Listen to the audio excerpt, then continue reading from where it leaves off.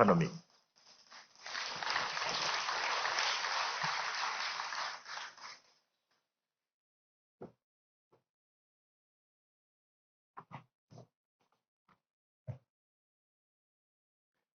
Your Excellency, President Muhammadu Buhari, I also call him a father as well.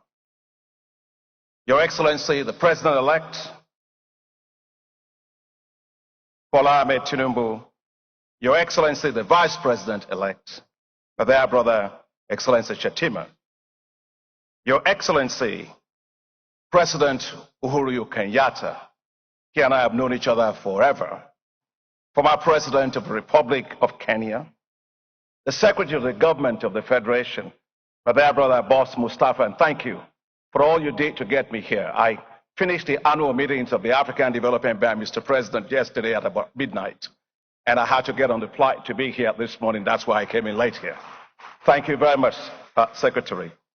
Excellencies, Governors, Your Eminence, Your Royal Highnesses, distinguished ladies and gentlemen, friends of Nigeria, beloved Nigerians. I wish to start by thanking you, Mr. President, for inviting me to the ceremonies for the swearing in of the incoming President, His Excellency Bola Ahmed Tinubu. I would like to congratulate you, Mr. President, for this achievement of the 7th democratic transition of our beloved country. I would like to congratulate the incoming President and also the incoming Vice President. I wish to thank the Secretary of the Government of the Federation, Boss Mustafa, the Chairman and members of the Presidential Transition Council for inviting me to speak at this inauguration lecture for the incoming President of Nigeria. It is such a great honor to share my views and perspectives after the wonderful speech that has been given by my very dear friend and brother, His Excellency President Uhuru Kenyatta, as our nation gets ready to have a passing of the baton between His Excellency President Muhammadu Buhari and the incoming President, His Excellency Asiwaju Ahmed Bola Tinubu. It is your turn.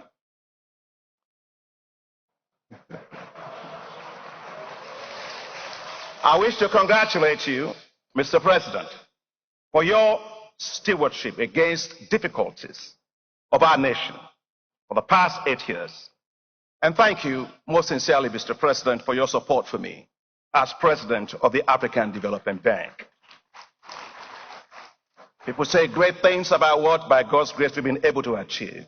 But unless I was sent on a mission and supported on that mission, it would not have been possible.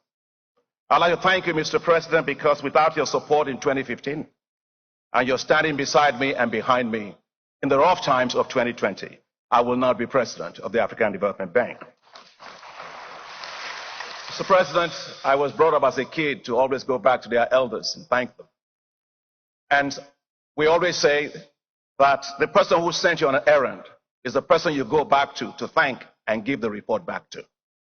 And so I'll just say 2 things as I thank you, because I will not have another opportunity to thank you. The African Development Bank, Mr. President, was ranked this year as the most transparent financial institution in the world. And last year, Your Excellency, Mr. President, the African Development Bank was ranked as the best multilateral financial institution in the world. And so as you take leave as President, please accept my deepest gratitude, because without your support, I wouldn't have been there. And I want to thank you so much that you can take pride in these achievements as you go. And my dear brother, Bishop Kuka, was talking about Nigerian. I am proudly Nigerian. I will live as a Nigerian. I'll die as a Nigerian.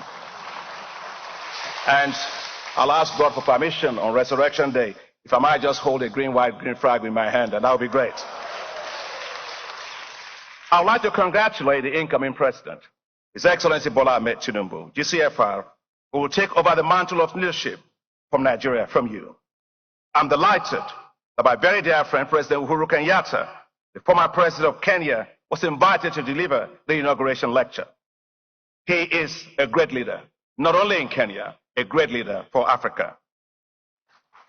And I'm sure you must be wondering, there are actually two Kenyans that are actually here on this panel. Well, I lived in Kenya for many, many years, 10 years in Kenya.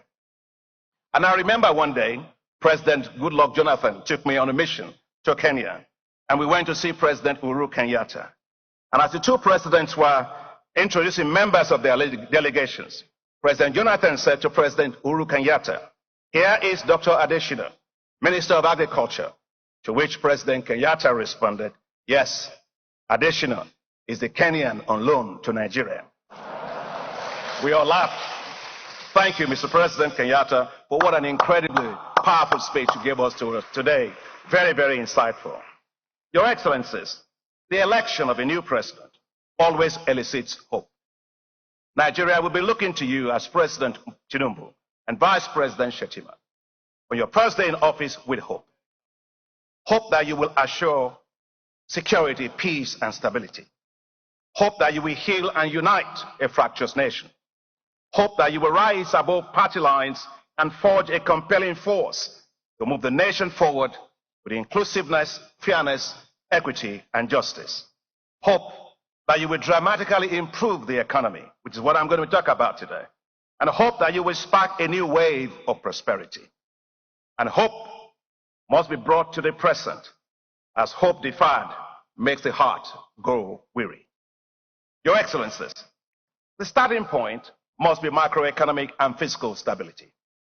Unless the economy is revived and the fiscal challenges addressed boldly, the resources to develop will not be there. No bird can fly if its wings are tied. Nigeria currently faces huge fiscal deficits, estimated at 6% of the GDP. This has been due to several challenges, including low receipts to dwindling revenues from export of crude oil, vandalism of pipelines, and illegal bunkering of crude oil. According to Nigeria's Debt Management Office, Nigeria now spends 96% of its revenue servicing debt, with the debt-to-revenue ratio rising from 83.2% in 2021 to 96.3% by 2022. Some will argue that the debt-to-GDP ratio at 34% is still low compared to other countries in Africa, and that is absolutely correct. But no one pays their debt using GDP. Debt is paid using revenue, and Nigeria's revenues have been declining. Nigeria earns revenue today to service debt and not to grow. The place to start, therefore, is to remove the inefficient fuel subsidies. Nigerian fuel subsidies benefit the rich, not the poor. Fueling theirs and government's endless fleet of cars at the expense of the poor. Estimates show that the poorest 40% of the population consume just 3% of petrol. Fuel subsidies are killing the Nigerian economy, costing the economy of Nigeria $10 billion alone in 2022. Now that means that Nigeria is borrowing what it doesn't have to borrow for. If it simply eliminates these inefficient subsidies and uses the resources well for national development. Rather, support should be provided to private sector refineries and modular refineries to allow for efficiency and competitiveness to drive down fuel pump prices. The newly commissioned Dangote refinery, by Your Excellency, Mr. President, the largest single-train petroleum refinery in the world, as well as the petrochemical complex, will revolutionize Nigeria's economy. And congratulations to you, Mr. President.